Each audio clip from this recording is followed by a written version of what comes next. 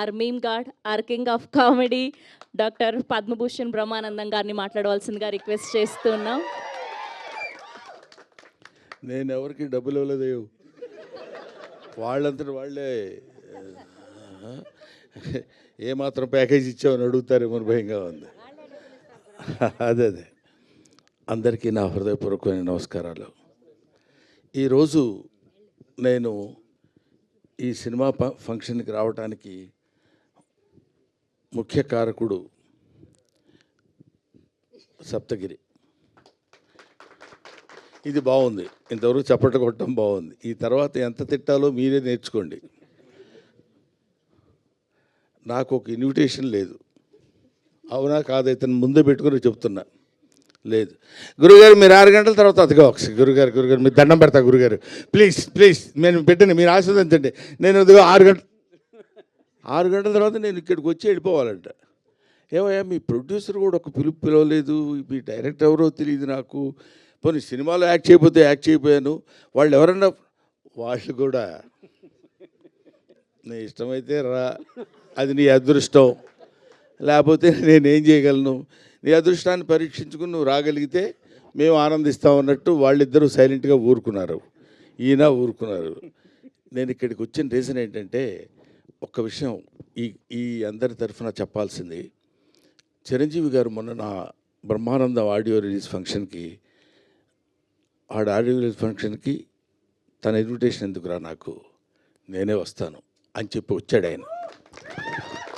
మనం పెద్దవాళ్ళ దగ్గర నుంచి నేర్చుకోవాల్సినటువంటి విషయాలు చాలా ఉన్నాయంటానికి అందులో ఒక విషయం అది రీసెంట్గా నేర్చుకున్నాను. కాబట్టి తమ్ముడు సినిమా కంటే హాస్యనటుడి సినిమా సక్సెస్ కావాలనే కోరికతోటి నేను ఇక్కడికి వచ్చాను. ఇందులో పిలుపులు, బొట్టు పెట్టి పిలవటాలు అలాంటివన్నీ అది ఫార్మాలిటీస్, కానీ అవి స్నేహితుల మధ్య జరిగాయి, ఆత్మీయుల మధ్య జరగవు. ఆత్మతో కనెక్ట్ అయ్యి సోల్మేట్స్ ఉంటారు చూడండి, వాళ్ళతో ఉండదు. ముఖ్యంగా ఈ నెల రోజుల నుంచి, ఒక 15-20 రోజుల నుంచి ఇతను ఎంత శ్రమ పడుతున్నాడో, ఎంత కష్టపడుతున్నాడో. ఆల్మోస్ట్ ఒక మాటలో చెప్పాలంటే అతను కొంచెం బాధపడ్డా సరే ఏకాకిగా తిరిగాడు.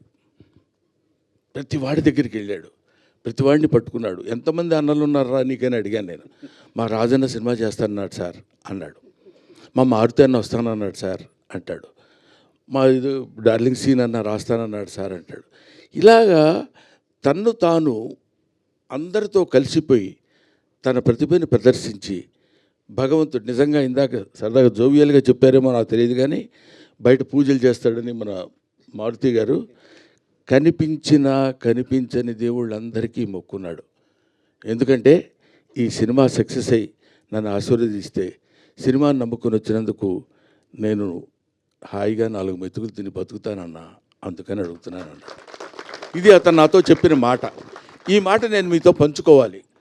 అందుకోసమని నేను ప్రత్యేకంగా ఈ సినిమాతో నాకు సంబంధం లేదు, ప్రొడ్యూసర్తో సంబంధం లేదు, డైరెక్టర్తో సంబంధం లేదు, డబ్బులు ఇవ్వలేదు. అయినా సరే నేను ఒక హాస్యనటుడు ఎప్పుడు ఒంటరి అవ్వకూడదు. ఎవరైనా ఒంటరిగా ఉండొచ్చు. ఎందుకంటే అండి, ఒక చిన్న మాట చెప్పాలి. తెల్లవారు లేస్తే మిగతా హీరోలందరూ, హీరోయిన్స్ అంతా ఎలా ఉంటారో నాకు తెలియదు, విలన్స్ ఎలా ఉంటారో తెలియదు, కానీ కమెడియన్స్ మాత్రం మిమ్మల్ని ఎలా నవ్వించాలి, మామూలుగా ఉన్న ఫేస్ కూడా వికృతంగా పెట్టడానికి ట్రై చేస్తాం. అది గారు అనాలి అంటే నవ్వుతారేమో ఆశ. అలాంటి అనేక రకాలైన ఎక్స్ప్రెషన్స్ పెట్టి మిమ్మల్ని నవ్వించి మీ ఆశీస్సులు పొంది 10 కాలాల పాటు బతుకు తెరువు సాగించాలనుకునే నటుల్లో హాస్యనటుడు ఒకడు.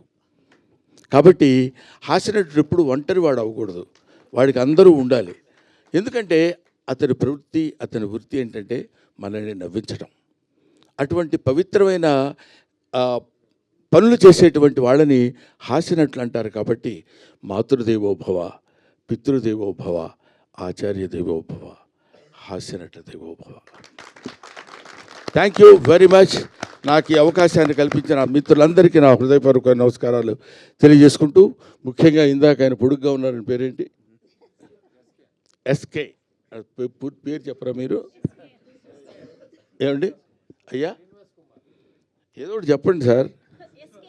ఎస్కే శ్రీనివాస్ కుమార్ ఎందుకు చివరిలో? నాకు ఇంగ్లీష్ వచ్చు. అది శ్రీనివాస్ కుమార్ నాయుడు గారు నా గురించి 2 ముక్కలు చెప్పారు. నిజంగా దానికి ప్రత్యేకంగా గుర్తుపెట్టుకుని ఆయనకి నేను థ్యాంక్స్ చెప్పాలనిపించింది. ఎందుకంటే ఆ మాటలు ఏవో బ్రహ్మానందం గురించి 2 ముక్కలు చెప్దామని కాకుండా those words comes from the heart and hearts of him.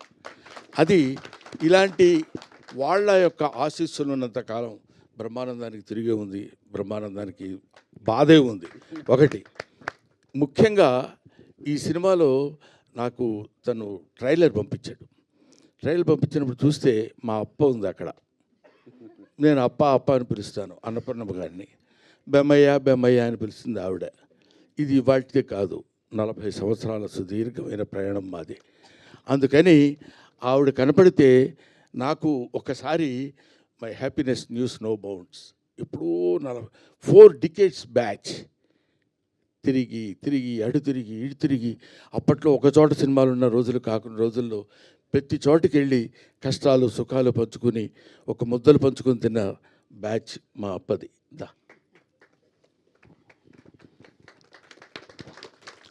ఇప్పుడు తలకి రంగేయటం మానేసింది, కానీ ఒకప్పుడు అబ్బు. థ్యాంక్ యూ నాన్న, thank you very much. I wish you all the best. Pellikani Prasad మంచి హిట్ చేసి మంచి హాస్యనటునికి మంచి జీవితాన్ని మనం మనస్ఫూర్తిగా కోరుకుంటూ సెలవు తీసుకుంటాం. Thank you. For more videos like this, subscribe Big TV channel.